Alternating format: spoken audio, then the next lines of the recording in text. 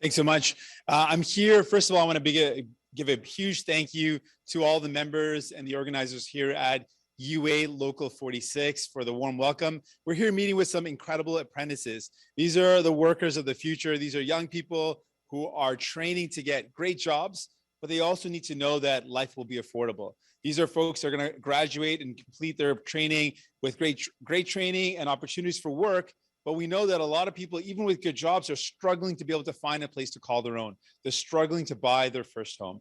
And we want to make sure that homes and housing is affordable, that people can actually have the dream of owning their own home. We also know that the cost of living is going up. So even with people, when people have good jobs, it's so difficult to make ends meet. We want to make sure life is affordable. So these are some of the things that we're calling on all levels of government to work together to develop a plan so that people can have a bright future, so we can actually make sure that people can find a home. They can afford to build a good life for themselves and build a family if they choose to. So that's one of the things that I think is so important. We've got to get past this pandemic, but we also need to deal with the problems that have been there before the pandemic that just got worse. That's cost of living, the housing crisis, and making sure our healthcare system is there for people when they need it. These are some of the vital things that Democrats believe need to be there. And I'm just so excited that we could talk to some young people that are getting trained in the trades, and they're going to be entering the trade really soon and contributing in a meaningful way. I want them to know I'm going to be there with them every step of the way to make sure their life is filled with opportunities and they're able to live their best lives. We also know that we're dealing with a serious crisis right now in the Ukraine. When it comes to the Ukraine, I want to make sure that Canada is doing everything we can to, first of all, denounce this horrific attack on the Ukraine, attack on their sovereignty. We know that there are already casualties. The cost of war is always something that is horrific. And we know right now there's going to be a serious impact on the people of Ukraine. So Canada also has to do its part to support anyone who's fleeing this tragedy and providing that support for those folks to be able to make it to Canada.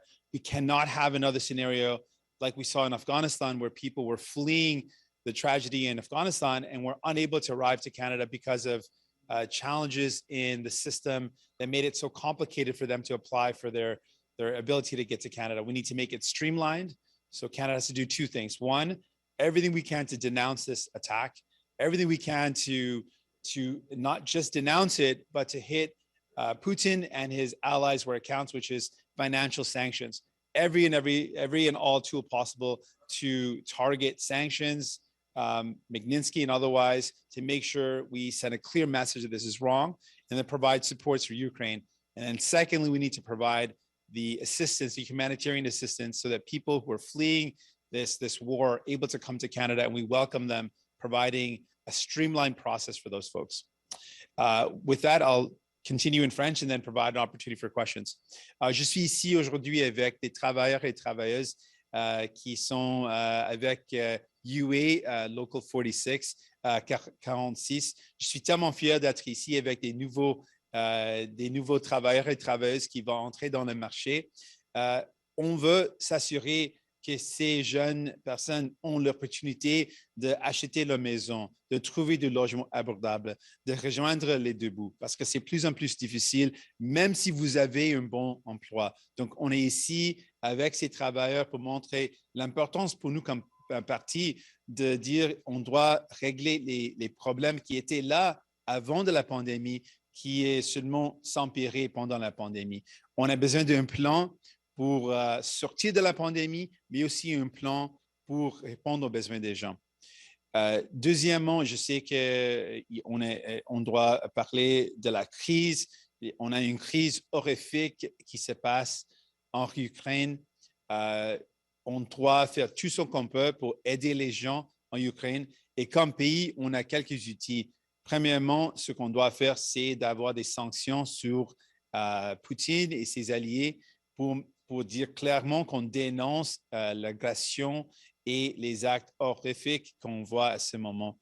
La guerre a toujours un coût horrible et on doit faire tout ce qu'on peut pour aider les gens en Ukraine. Deuxièmement, on doit accueillir les gens qui partirent de cette guerre, qui sont en ce moment dans une situation horrible. On doit éviter ce que s'est passé avec l'Afghanistan où les gens ont essayé de partir du pays, mais ils n'ont eu pas les moyens d'arriver parce que le système était trop compliqué. Donc, on doit avoir un système simple pour accueillir les gens qui veulent quitter les pays dans ce moment terrible. Aussi, on doit mettre les sanctions sur les alliés de Poutine et Poutine aussi pour dénoncer ces actes. Merci. With that, I'm ready for any questions you might have. Thank you, Jagmeet. Merci, Jagmeet. We will go to questions on Zoom first. If you have a question, please use the function raise your hand. You will have one question and one follow-up. Nous allons commencer avec les questions sur Zoom. Si vous avez une question, s'il vous plaît, utilisez la fonction lever la main. Vous allez avoir une question puis un suivi. First question, we have Christine Ejikte from CTV News. Hey, Mr. Singh, thank you for taking our questions. My first question is, can you actually see any scenario where the economic sanctions are going to make this military invasion stop? Right now, it's sad to say this is at a point where it's gone beyond sanctions. Of course, this is an aggressive military campaign directly attacking the sovereignty of Ukraine and directly impacting people. So there needs to be an acknowledgement right now that people need support on the ground for sure. But we know that there are ways to sanction Putin and the Russian oligarchs in a way that will actually have an impact. So we need to use every tool possible, looking at SWIFT, looking at international allies to sanction, to seize banks, to freeze accounts, to do everything we can to send a message that this is completely wrong, that attacking a country in this manner is something that the world denounces. And so we need to use those tools in addition to supports on the ground. And then I should also add, and it's also fundamental that we provide an easy path for people that are fleeing this crisis to get to Canada, to get to safety. We have to do our part to welcome people that are fleeing right now what is a humanitarian crisis, what is a war which is going to have severe casualties. We need to make sure that we're also doing our part as a member of the international community to welcome people in Ukraine who are fleeing this crisis. Next question, we have Alex Ballingall from the Toronto Star.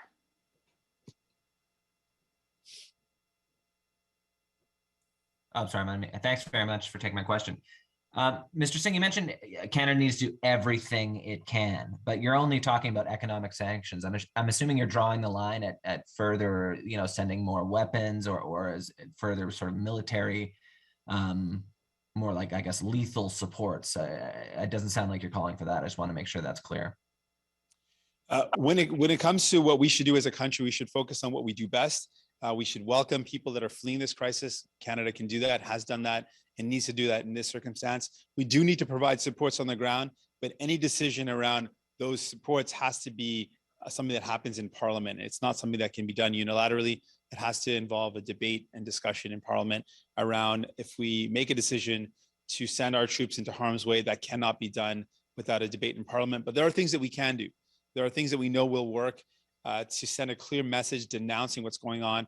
We've got to take this very seriously, and we need to elevate the tools that we have in terms of sanctions, seizing assets, freezing bank accounts, work with the international communities. I know that President Biden is having a meeting around this. We need to do everything possible to denounce this, to send a clear message this is wrong, and we need to do what we can do best. And just as a follow-up, so you're talking about a plan, put a plan together to do better than Canada's done in Afghanistan with refugees in this crisis. Can you be a bit more specific about what exactly you would like to see maybe in the early hours of this conflict, of what Canada can do to make sure it can welcome refugees that might be fleeing this violence? One suggestion has been to provide an opportunity for people fleeing this violence in Ukraine to have no barrier, a visa-free access to getting to Canada to get out of this crisis. One of the problems that we heard on the ground in Afghanistan from our own Canadian forces that wanted to help allies in Afghanistan who had put their lives at risk to support our troops was that the process to leave Afghanistan was very complicated. It required online forms and applying, something that people cannot do in a moment where the country is being overrun by Taliban.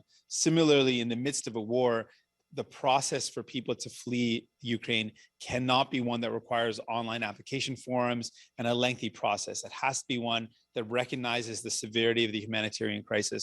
And so one option would be visa-free travel, make sure that it's a streamlined process, that people can leave and get to Canada.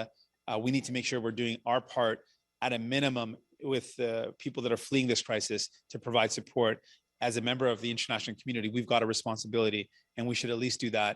In addition to providing supports on the ground, we know we can provide supports with our logistics teams and with other supporting in training. But right now, there's a crisis that's emergent, that's right now, and we need to be able to help people get out of Ukraine. Next question, we have Marie Wolf from the Canadian Press. Hi, just to follow up to my colleague, you mentioned helping people fleeing Ukraine. And I just wanted to clarify whether you are suggesting that they be immediately granted formal refugee status, which of course would help cut some of the red tape. I think all options should be on the table. What we want to do is avoid what happened in Afghanistan, where people were unable to leave, and then the airports were shut down, and then people were stuck. And we know that there were countless allies that had put their lives and their families' lives at risk to support our troops that were left behind in Afghanistan. That cannot happen now.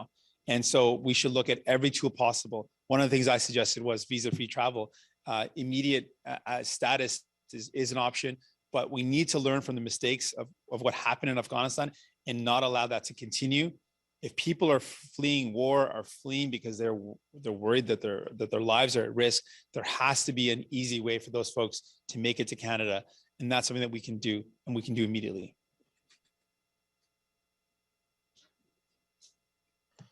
As a follow-up, I wondered whether you were concerned about people with dual Canadian-Ukrainian citizenship, of which there are many in Ukraine, and whether Canada should be taking action to help evacuate them.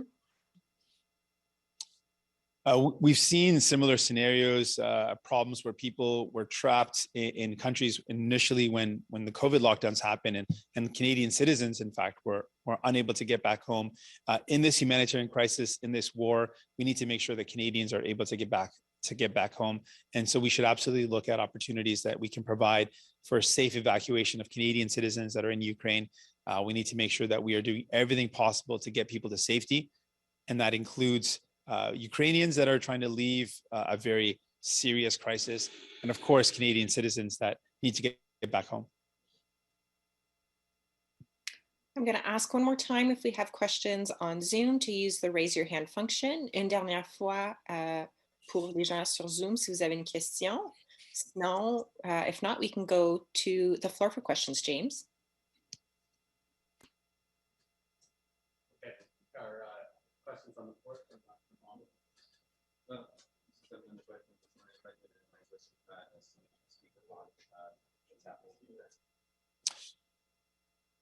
जो हो रहा है इस वक्त Ukraine ਦੇ ਵਿੱਚ ਸਾਨੂੰ ਸਿੱਧਾ ਦਿਸ ਰਿਹਾ ਕਿ ਜੰਗ ਹੋ ਰਿਹਾ, ਰਸ਼ੀਆ ਨੇ ਇਨਵੇਡ ਕੀਤਾ ਤੇ ਬਹੁਤ ਸਾਰੇ ਬੰਦਿਆਂ ਨੂੰ ਖਤਰਾ ਪੈ ਰਿਹਾ। ਪਹਿਲੀ ਗੱਲ ਤਾਂ ਸਾਨੂੰ ਸਖਤ ਲਫ਼ਜ਼ਾਂ 'ਚ ਕਹਿਣਾ ਚਾਹੀਦਾ ਕਿ ਜੋ ਹੋ ਰਿਹਾ ਗਲਤ ਆ, ਕਿ ਜੋ ਰਸ਼ੀਆ ਕਰ ਰਿਹਾ ਬਿਲਕੁਲ ਹੀ ਗਲਤ ਆ। ਆਪਾਂ ਯੂਕਰੇਨ ਦੇ ਨਾਲ ਖੜੇ ਆ, ਉਹਨਾਂ ਦੀ ਹੱਕ ਆ ਕਿ ਇੱਕ ਆਜ਼ਾਦ ਦੇਸ਼ ਹੈ, ਤੇ ਜੋ ਉਹਦੇ ਨਾਲ ਹਿੰਸਾ ਹੋ ਰਿਹਾ, ਜੋ ਉਹਦੇ ਨਾਲ ਇਹ ਜੰਗ ਹੋ ਰਿਹਾ ਬਿਲਕੁਲ ਗਲਤ ਆ।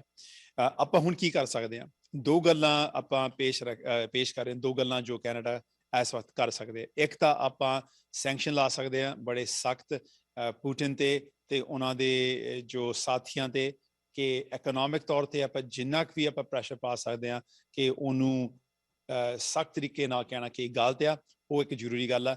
ਆਪਾਂ ਜੋ ਲੋਕ ਹੈਗੇ ਔਨ ਦਾ ਗਰਾਊਂਡ ਅਤੇ ਉੱਥੇ ਜਿੰਨੇ ਕੁ ਆਪਾਂ ਮਦਦ ਕਰ ਸਕਦੇ ਸਾਨੂੰ ਕਰਨੀ ਚਾਹੀਦੀ ਹੈ। ਤੇ ਅਖੀਰਲੀ ਗੱਲ ਇਹ ਆ ਕਿ ਜੋ ਲੋਕ ਇਸ ਜੰਗ ਤੋਂ ਆਪਣਾ ਜੀਵਨ ਜਾਨ ਬਚਾਉਣ ਲਈ ਦੇਸ਼ ਨੂੰ ਛੱਡ ਕੇ ਹੋਰ ਕਿਤੇ ਜਾਣਾ, ਸਾਡੀ ਇੱਕ ਜ਼ਿੰਮੇਵਾਰੀ ਹੈ ਕਿ ਆਪਾਂ ਉਹ ਲੋਕ ਨੂੰ ਜਿਆਏ ਨੂੰ ਦਈਏ ਕੈਨੇਡਾ ਦੇ ਵਿੱਚ, ਕਿ ਆਪਾਂ ਉਹ ਲੋਕ ਨੂੰ ਸੌਖਾ ਤਰੀਕਾ ਦਈਏ ਕਿ ਜੰਗ ਤੋਂ ਨਿਕਲਣਾ ਚਾਹੁੰਦੇ ਨੇ, ਇਹ ਬਹੁਤ ਹੀ ਮਾੜੇ ਹਾਲਾਤ ਚੋਂ ਨਿਕਲਣਾ ਚਾਹੁੰਦੇ ਨੇ, ਆਪਾਂ ਉਹਨੂੰ ਇੱਥੇ ਇੱਕ ਸੁਰੱਖਿਅਤ ਥਾਂ ਦੇਈਏ ਤੇ ਸੌਖਾ ਤਰੀਕਾ ਨਾਲ ਇੱਥੇ ਉਹਨੂੰ ਜੀ ਆਇਆਂ ਨੂੰ ਆਪਾਂ ਕਹੀਏ ਇਹ ਬਹੁਤ ਜ਼ਰੂਰੀ ਹੈ ਜੋ ਅਫਗਾਨਿਸਤਾਨ 'ਚ ਹੋਇਆ ਸੀਗਾ ਆਪਾਂ ਦੇਖਿਆ ਕਿ ਬਹੁਤ ਸਾਰੇ ਲੋਕ ਜਿਨ੍ਹਾਂ ਨੇ ਸਾਡੇ ਫੌਜ ਦੀ ਮਦਦ ਕੀਤੀ ਆ ਉੱਥੇ ਫਸ ਗਏ ਸੀਗੇ ਕਿਉਂਕਿ ਤਰੀਕਾ ਬੜਾ ਮੁਸ਼ਕਲ ਸੀਗਾ ਇੱਥੇ ਆਉਣ ਨੂੰ ਸੋ ਉਹ ਗੱਲ ਦਾ ਆਪਾਂ ਹੱਲ ਕਰੀਏ ਤਾਂ ਕਿ ਲੋਕ ਇੱਥੇ ਆ ਸਕਣ ਤੇ ਆਪਾਂ ਆਪਣੀ ਜ਼ਿੰਮੇਵਾਰੀ ਨਿਭਾ ਸਕੇ ਜੋ ਲੋਕਾਂ ਦੀ ਸੇਵਾ ਜਾਂ ਲੋਕਾਂ ਦੀ ਮਦਦ ਕਰਨ ਲਈ I should have looked at your camera, actually.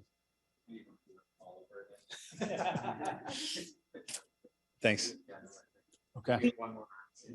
Okay. We have another follow-up from Alex. Alex, go ahead.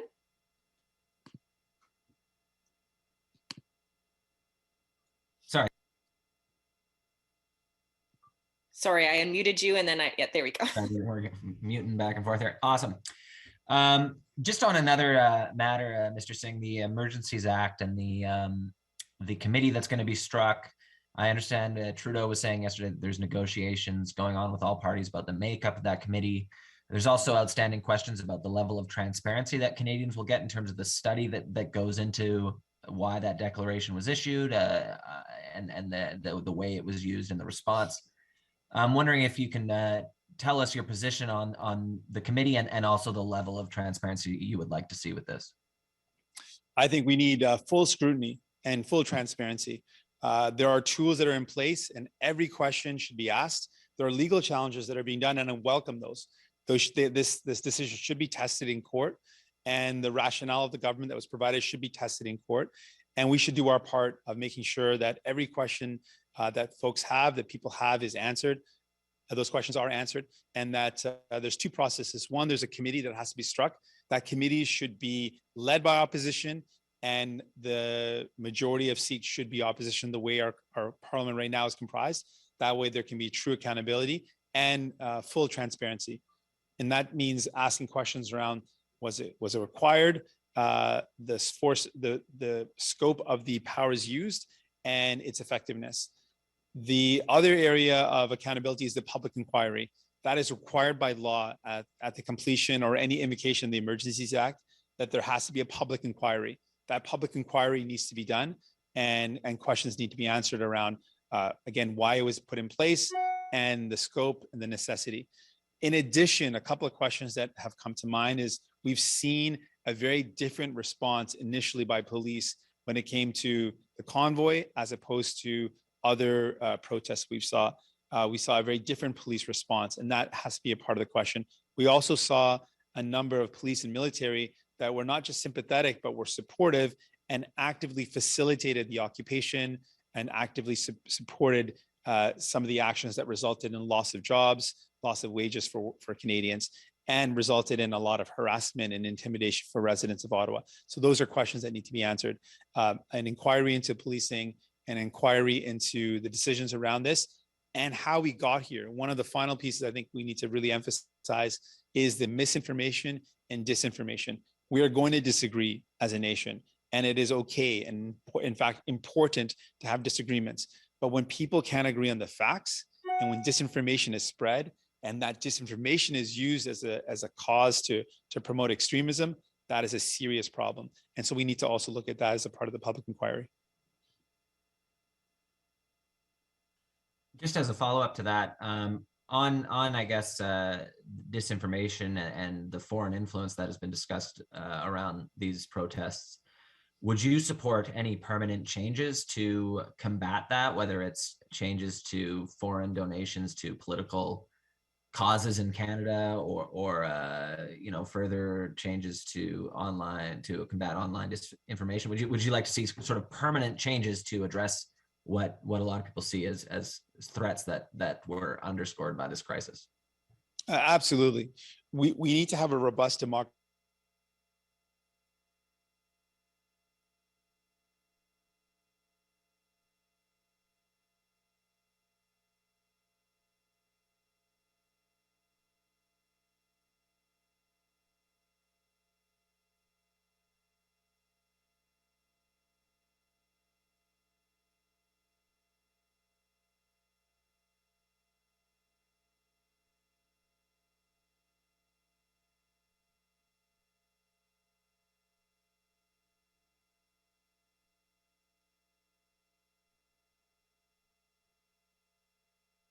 laid this out and replaced the elected officials with their own committee of their own choosing.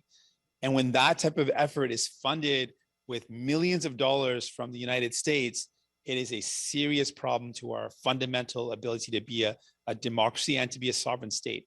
That should not happen. That should not be allowed. And so we need to make sure that that's looked at, and that foreign funding that seeks to subvert our democracy, clearly no one wants to see that happen. No one wants to allow that to happen, and we need to be able to prevent that. When we see disinformation being used to cause and to radicalize and create extremism in our country, that's also something that no Canadian wants to see. We're going to have healthy debates. We're going to have disagreements. We're going to have different points of view. That is all very healthy and important, but it cannot be that foreign investment fuels an attempt to undermine our democracy. That cannot happen. And disinformation cannot be allowed to create radicalized and extremist views that hurt our democracy. That can't happen. This concludes our press conference. Over to you, Jagmeet, for closing remarks. Thanks so much. I appreciate the questions. And again, I want to thank the great folks here at UA Local 46 for the warm welcome and the opportunity to talk to workers and to talk about how we should build a plan to make sure these young workers and all workers have a bright future. Thank you. Merci.